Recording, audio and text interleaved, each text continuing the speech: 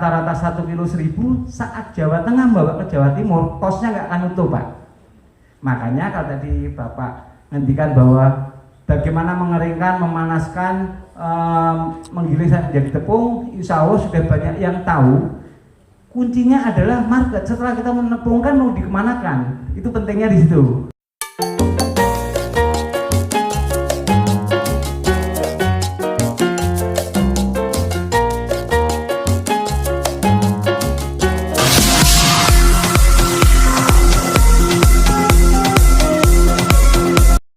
Pak Cahyo dari Okifood, dari timnya Pak Ahmad yang kebetulan beliau juga di Bapdesi.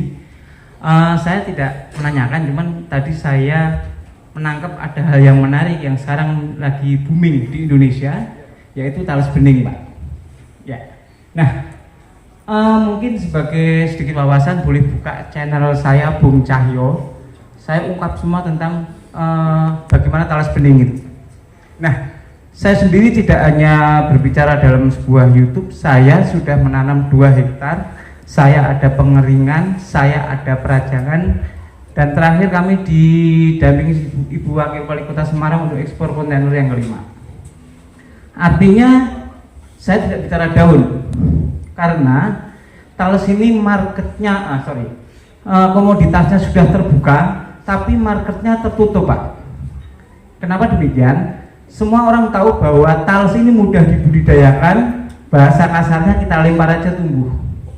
Bahkan nyaris tidak perlu pupuk jika di dalam habitat naungan yang sesuai. Nah, permasalahannya komoditas yang sudah terbuka ini pasarnya tertutup sehingga tidak bisa diperjualbelikan kayak kita jual beli singkong, Pak. Jual ke pasar laku, gitu. Jual daun ke antar petani laku, tapi tidak akan meningkatkan taraf hidup petaninya. Kenapa? Karena harganya sudah terbablis secara umum di rank sekian. Nah, siapa yang akan mendapatkan manfaat itu adalah eksportir, Pak. Dan kapasitas eksportir itu tidak dimiliki banyak orang. Untuk itu, sekedar saran karena saya menjadi pihak ketiga, agar petani ini dikelompokkan dan nanti dari pihak Departemen Perindustrian mungkin atau mungkin Dinas Perindustrian mendorong, membantu untuk mengekspornya yang penting. Karena tidak semua orang punya kapasitas menjadi eksportir, gitu.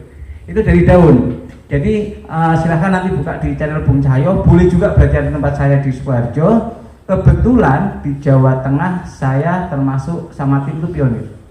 Sekarang ada di Kabupaten Semarang, saya juga tahu teman-teman siapa yang bermain di sana. Tapi saya tidak hanya bicara dari daun, Pak.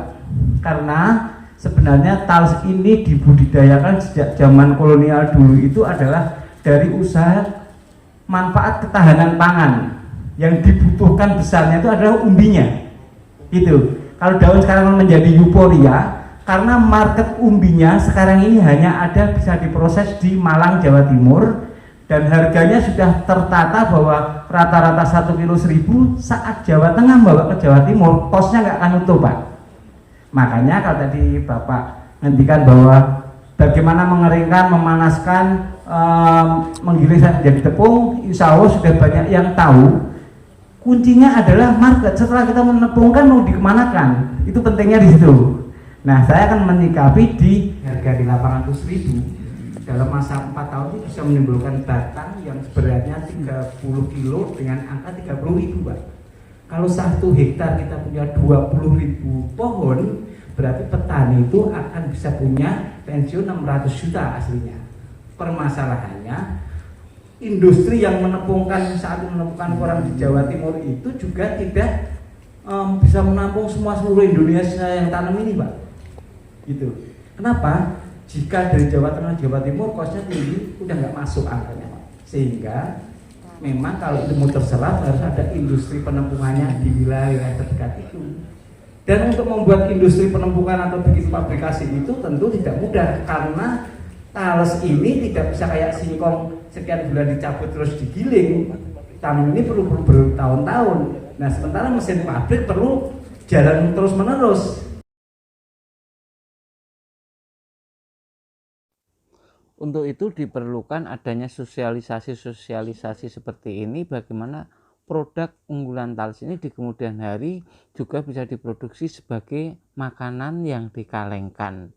Nah, disinilah pentingnya bahwa produk umbi juga mempunyai peran nilai ekonomis yang menarik. Nah, ini seperti ini. Nah, kali ini Bung Cahyo sedang ada di area rencana produksi pengalengan berbagai makanan khas daerah maupun umbi-umbian, di mana produk-produk pertanian maupun khas daerah ini harus menjadi unggulan di daerahnya masing-masing.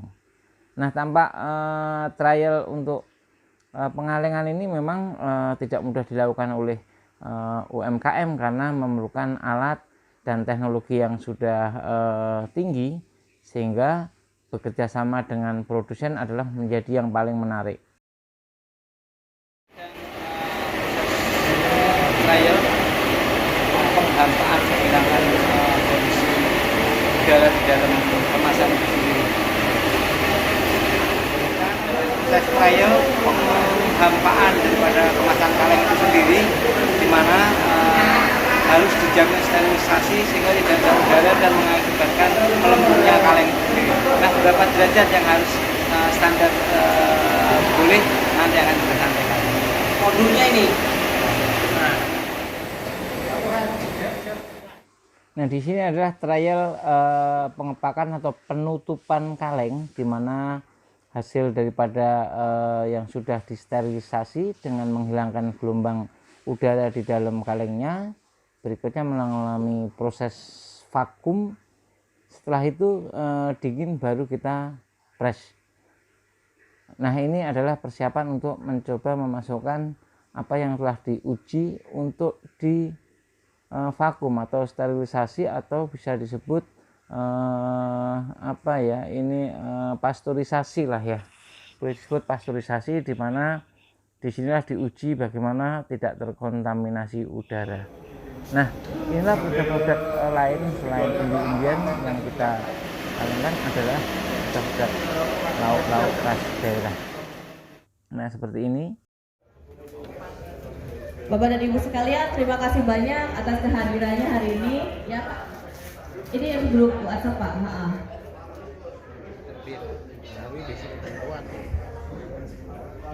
Baik, terima kasih untuk